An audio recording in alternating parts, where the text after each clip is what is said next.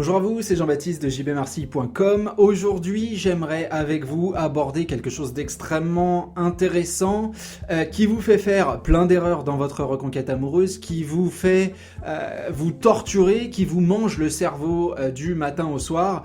Et ce problème est un problème d'ego. Votre ego est le plus touché dans la rupture amoureuse au point d'infecter directement vos réflexions, vos réactions et, comme je vous le disais, de vous pousser à adopter des raisonnements qui sont complètement contre-productifs.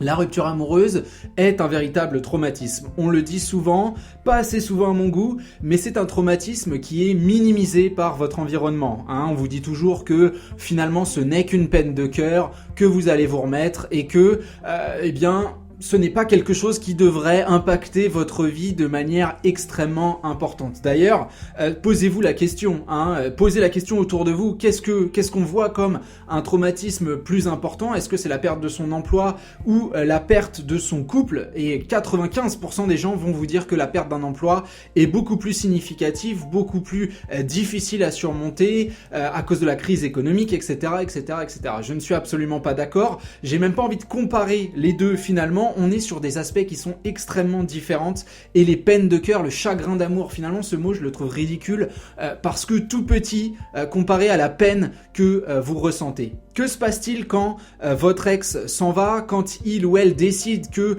ce couple se termine, que cette union n'a plus lieu d'être? Clairement, c'est l'instinct qui prend le dessus. Vous tombez dans une logique de possessivité. Vous tombez dans quelque chose, dans quelque chose que j'appelle l'égoïsme relationnel.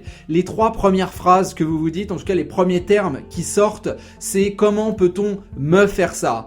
Vous parlez de mon ex, vous parlez de mon couple, vous parlez de mon histoire d'amour. On a cette possessivité qui est extrêmement présente dans notre société. Quand on se marie avec quelqu'un, on dit toujours que c'est ma femme, que c'est mon mari et non la personne avec qui je partage le quotidien.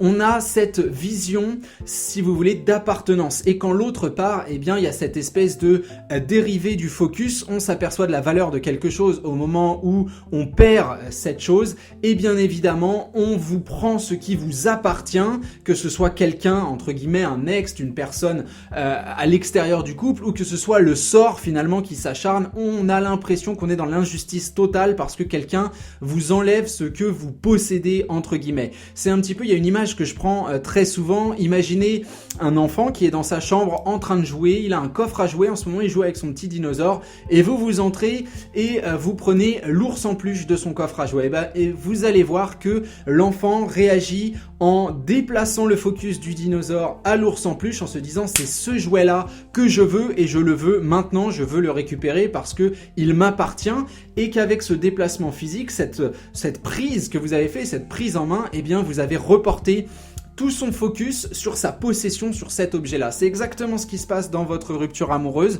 Vous avez peut-être, et ce n'est pas un jugement, délaissé votre ex. Vous avez peut-être fait passer d'autres priorités avant celle d'entretenir votre couple. Et finalement, quand celui-ci se délite, vous vous rappelez, vous vous souvenez que la possessivité est là, que la douleur est là, car elle est liée à votre union, à votre bonheur. Et vous vous focalisez là-dessus en vous disant que le seul moyen d'être heureux dorénavant, c'est de reconquérir votre ex. Bien évidemment, vous le comprenez donc, l'instinct, l'ego sont des grands pans qui vont vous amener à perdre en objectivité. La reconquête amoureuse, avant d'être un ensemble de stratégies, d'ailleurs ça ne l'est pas, si vous suivez les vidéos jbmarcy.com, vous savez que c'est un terme contre lequel je me bats. Avant d'être un ensemble d'actions, avant d'être un ensemble de réflexions sur les moyens de communiquer, d'atteindre son ex et de reformer un couple, c'est une reconquête de soi, parce que ce focus est extrêmement négatif, ce focus est extrêmement mauvais. Votre ego est piqué et votre ego est maintenant une bête blessée. Vous allez vous enfermer dans des logiques extrêmement négatives, vous allez rentrer dans des idées, des théories du complot, vous allez penser que la terre entière vous en veut, que vous êtes un loser, etc., etc. Vous allez développer une très mauvaise image de vous et vous risquez, et ça c'est pire, de faire des actions qui vont encore plus donner une mauvaise image de vous parce que instinctivement vous voulez récupérer cet ours en peluche, vous voulez tout de suite que les choses aillent très vite et que la possession soit marquée. Il y a au fer rouge sur les fesses du petit ours, il y a votre nom et on vous doit de vous le rendre. Finalement c'est ça que vous vous dites, c'est ça que vous dites à la terre entière et vous vous plongez dans votre propre tristesse, vous vous plongez dans votre propre douleur sans jamais véritablement remettre en cause ces sentiments, sans comprendre que vous vous éloignez complètement et strictement de toute notion d'objectivité.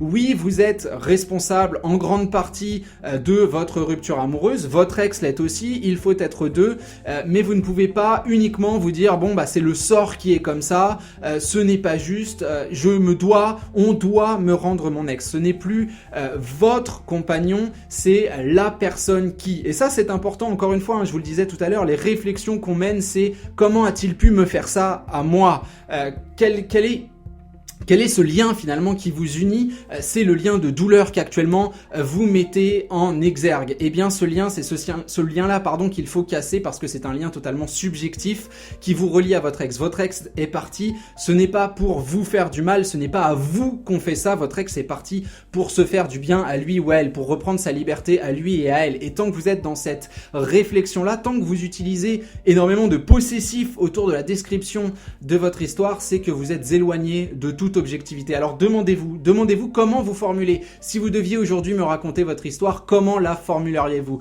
Quels sont les mots que vous utiliseriez? Seriez-vous extrêmement dans le possessif ou seriez-vous dans le respect de la liberté et de la décision de votre ex? C'est des choses sur lesquelles il faut s'interroger, c'est extrêmement intéressant et vous allez finalement vous apercevoir que oui, la reconquête amoureuse est d'abord et avant tout une recherche d'objectivité. Non pas en trouvant les réponses aux questions que vous vous posez, parce que ça, encore une fois, on l'a fixé de très nombreuses fois, vous n'aurez jamais clairement les réponses à ces questions, vous ne saurez jamais exactement à 100% pourquoi votre ex est parti. Oui, vous avez des débuts d'explication, oui, vous avez des idées, peut-être des critères matériels, mais finalement, on est face à une personne qui a des ressentis, qui se dit que la vie avec vous n'est plus possible. Ça, il faut le prendre comme acquis et se dire que la seule solution, c'est de proposer quelque chose d'extrêmement différent. Et pour que cette différence soit réelle, elle se doit d'être naturelle. Vous devez travailler à votre propre changement et votre propre changement commence par sortir de ce statut de victimisation.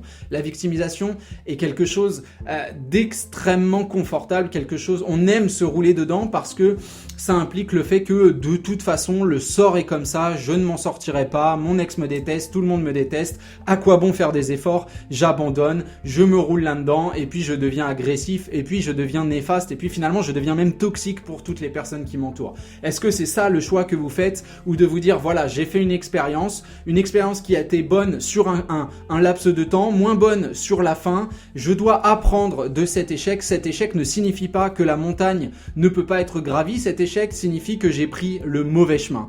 Mon travail c'est de vous aider à trouver le bon chemin et ensemble à gravir la montagne et c'est ce que je m'efforce de faire jour après jour sur jbm.com. Voilà, on s'arrête là pour cette vidéo, pensez à votre ego, n'hésitez pas à commenter dans les commentaires de cette vidéo et à me dire comment votre ego influence votre réflexion et si vous êtes vraiment libéré de tout ça, de cette culpabilité, de cette possessivité. C'est toujours extrêmement intéressant de mettre des mots sur votre ressenti. Voilà, je vous dis à très bientôt pour une prochaine vidéo. Salut à vous.